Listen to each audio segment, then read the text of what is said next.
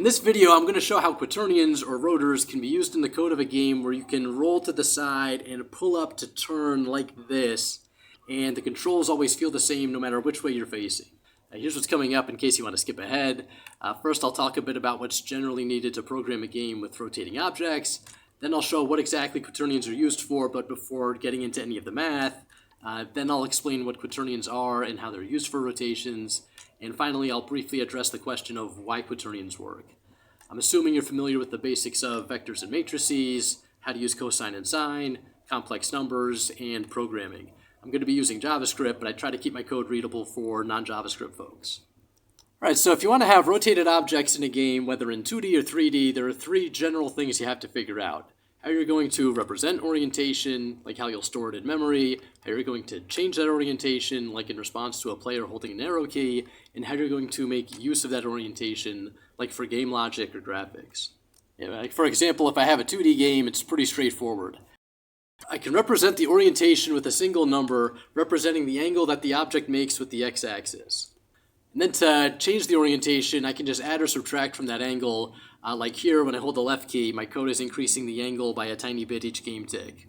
And then to make use of the orientation, like if I want the unit vector of the ship's forward direction to move the ship forward, I can use the cosine and sine.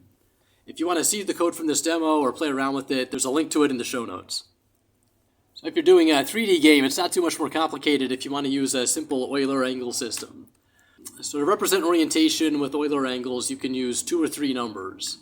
One for turning left-right, one for pitching up and down, and maybe a third for roll.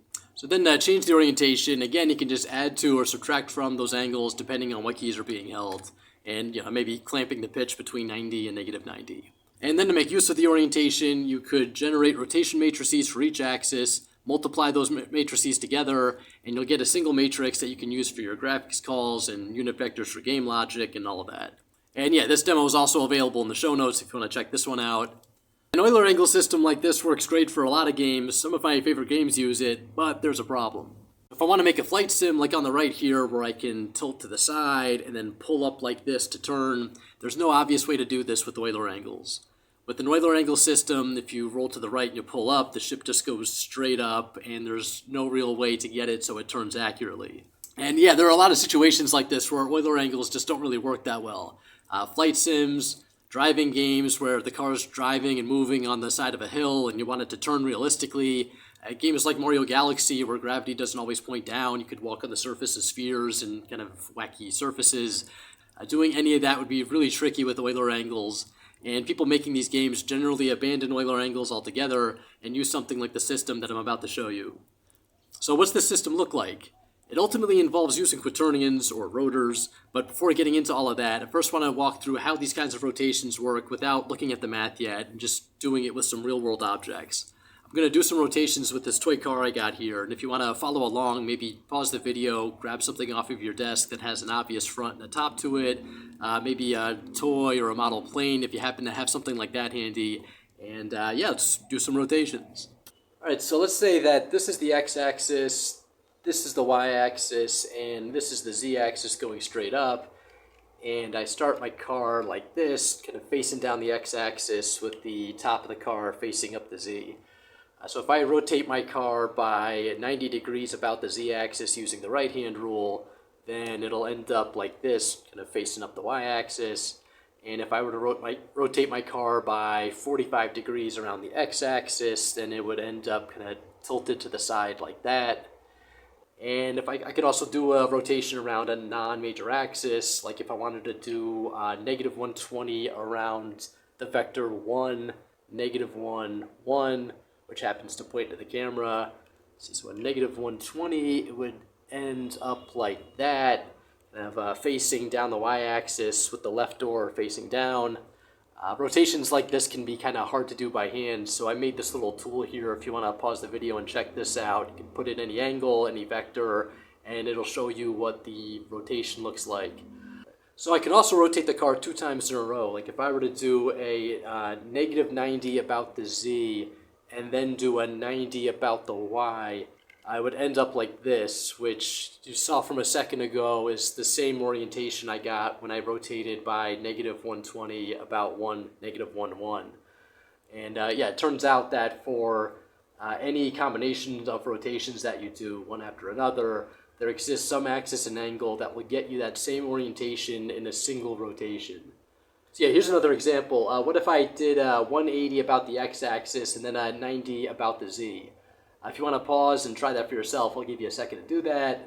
So when I do a 180 about the x and then 90 about the z, I end up like this, which is the same orientation I'd get if I did a 180 around 110.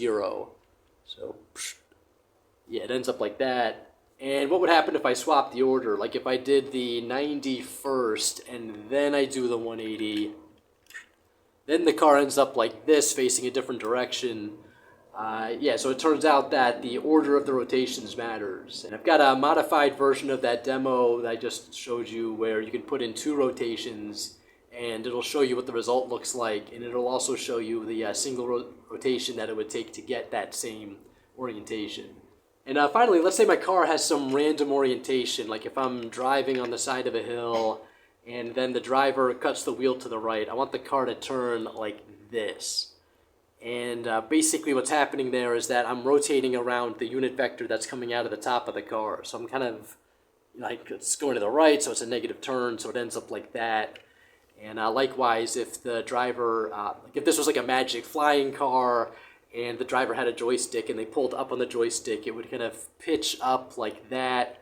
And what's happening there is that you're rotating around the unit vector that's coming out of the left side of the car. So if I pitch up, I'm also doing like a negative turn around that unit vector.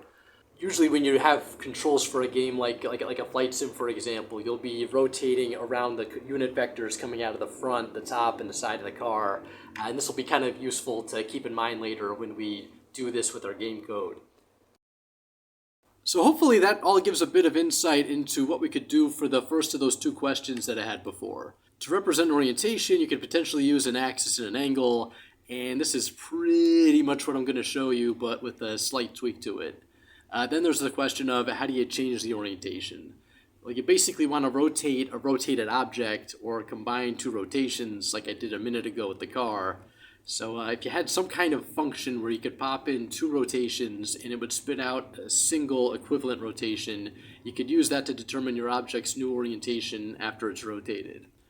To do this, you could use matrices in theory, but after a while you'd get error accumulation and it'd be a pain to fix. So instead, I'm going to show you how to do this with Quaternion multiplication. I'm going to quickly go through what Quaternions are and how to multiply them, and then do some practical examples of how they're used for rotation. If you feel a bit confused or brain foggy in the next few minutes, that's totally normal. Just try to hang on until the practical examples, and hopefully it'll make more sense at that point. So a quaternion is like a funky version of a complex number where instead of just having I be a stand-in for the square root of -1, you have I, j, and k, which all sort of act like the square root of -1, but have some strange behavior when you multiply them together.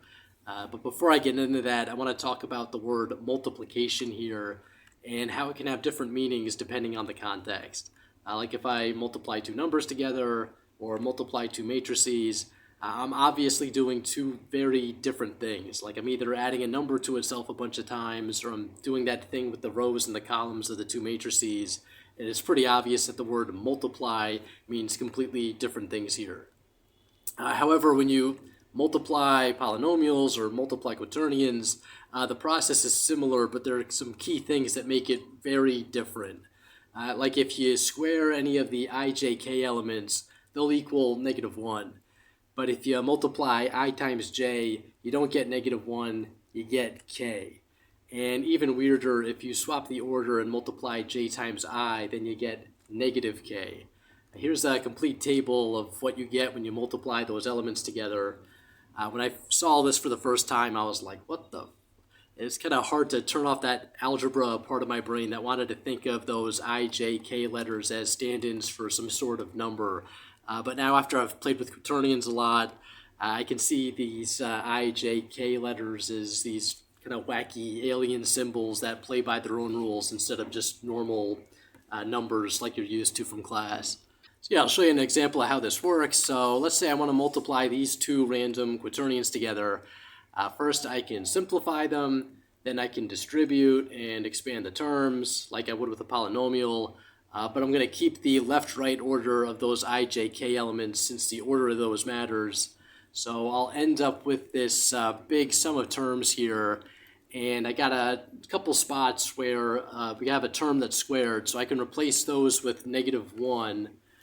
And then we've also got a couple of terms where we have mixed elements like the I times J, I times K. So I can replace those with their single element equivalents from the table in the upper right. IJ becomes K, IK becomes -J. And then finally I can add up all the real terms, the I terms, the J terms, and the K terms, and just end up with a nice 4-term quaternion like this.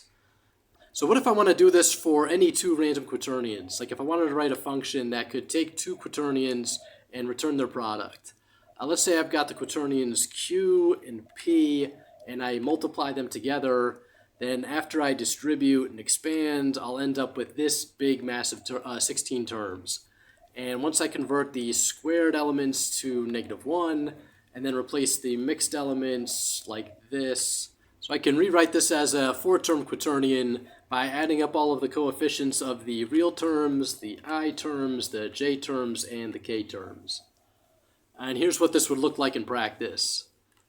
The quat mult function in this code calculates the product coefficients like I just showed you, and I'm using it here to multiply the two quaternions that I did by hand a minute ago. This code is in the show notes in case you want to copy it and try it out. So now that you've seen how multiplying quaternions works, I'll show you how this can be used to combine two rotations. Alright, so let's take another look at what I did before with a car, where I did the 180 about the x-axis, the 90 about the z, and the end result of those two rotations was the same as doing a single rotation of 180 degrees around the vector 110, which is normalized here. So I'll show you how this can be calculated with quaternion multiplication. So first I need to take the axis and angle for each rotation and convert them into a quaternion with this formula. And note that the axis vector here has to be a unit vector. And if you're wondering where this formula comes from or why the angle is divided by 2, I'll explain that a bit later. So if I plug the 180 about the x-axis into this formula, I'll get this. And the cosine of 90 is 0, the sine of 90 is 1, so I end up with this, which just simplifies to I. The 90 degree about the z will look like this. The cosine and sine of 45 are both 1 over the square root of 2, so I end up with this.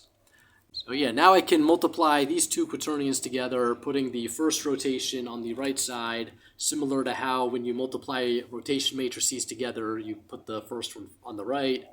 I can distribute and then convert the ki to j using the table in the upper right, and the end result is this quaternion, which is what I would get if I plugged the 180 around 110 into that formula with a normalized unit vector. So yeah, what if I swapped the order? What if I did the 90 about the z first and then did the 180 about the x? So I'd swap the order of the quaternions in the multiplication, and when I distribute the terms, I'd end up with an ik on the right instead of a ki, which would end up becoming -j instead of +j, which would end up giving us this quaternion, which corresponds to a 180 about 1, -10, like I showed you with the car earlier.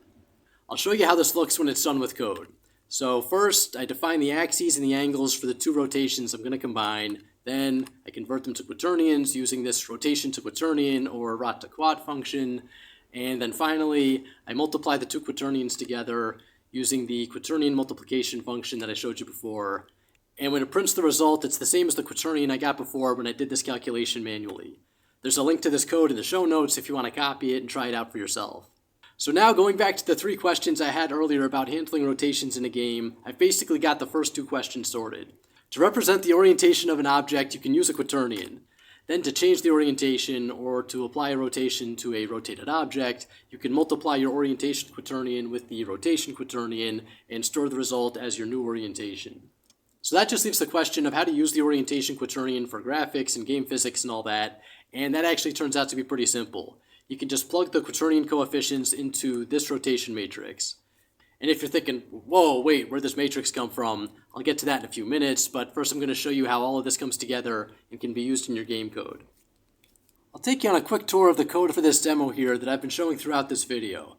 So first, when the game initializes, I have this line here where a quaternion is defined to represent the ship's orientation. 1, 0, 0, 0 corresponds to a rotation of 0 or no rotation, but if I change it to this, which corresponds to a 60-degree rotation about the z, and then I refresh, the ship now starts off facing 60 degrees to the left. Next, I'll show how this quaternion is used for simple physics, like how when I hold the spacebar, the ship moves forward. To make that happen, I need the unit vector for the ship's forward direction. Here's the code that does that inside the game loop. First, I generate a rotation matrix from the quaternion coefficients using this quaternion to matrix function, which is populated with the coefficients of the quaternion like I showed in that slide a minute ago. Then to get the unit vector of the forward direction, I multiply the matrix with the unit vector 1, 0, 0. 1, 0, 0 being the forward direction of the ship in its default unrotated orientation. Then if the spacebar is held, I just multiply the ship's speed with the forward unit vector and add that to the ship's position to get it to move forward. Finally, I'll show you how the orientation is changed when I hold the WASD keys. So let's say I hold the S key to pitch the ship upwards. What I want to do here is basically what I showed you before with the red car. I want to rotate the ship around the unit vector coming out of the ship's left side. So to do that, first, I get the left unit vector by multiplying the rotation matrix with the vector 0, 1, 0. Then I can generate a rotation quaternion by passing in that left unit vector for the axis and my turning speed for the angle, and it's negative here because of the right-hand rule. And then I just multiply that quaternion with the ship's orientation quaternion, and I end up with the ship's new orientation. When I hold the W key, the code is pretty much the same, except the angle is positive instead of negative. The A and D keys roll the ship by rotating it around the forward vector, and the Q and E keys turn the ship by rotating it around the top vector. Also, once per game tick, I normalize the ship's orientation quaternion to stop error from accumulating. Without this step, the quaternion could potentially end up with a magnitude substantially higher or lower than 1, which would lead to inaccurate turns and weird scaling effects in the rotation matrix.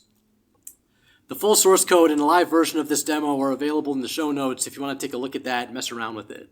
So, yeah, that's how quaternions can be used to achieve 3D rotations in a game.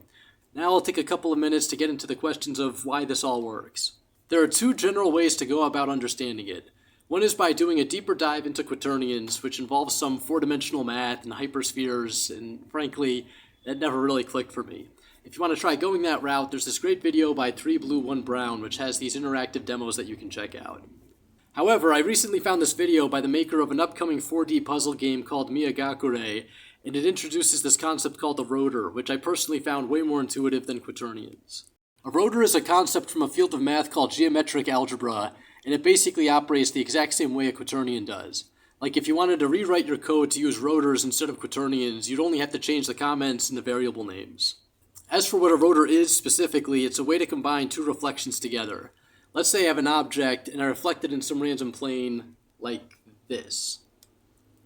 Then I take the reflection and reflect it again in a second random plane like this. So the second reflection is no longer backwards, and it turns out that it's the same thing I would get if I rotated my original object around the line where the two planes intersect, and the angle of rotation would be 2 times the angle between the two planes. This is why the desired angle in the conversion formula I showed you before is divided by 2. If you want to understand how this works and how rotors are constructed, I'd recommend watching that video and then taking a deeper dive into what multivectors and this operation called the geometric product are. And as for that matrix I showed you before, which is built from the quaternion's coefficients, that comes from performing this operation called the sandwich product on a vector and a quaternion. So yeah, that's basically it. If you found this helpful and want to buy me a beer or make a donation, that'd be awesome. And if you'd be interested in hiring me as a tutor or a developer, my contact info is in the show notes. So yeah, thanks for watching.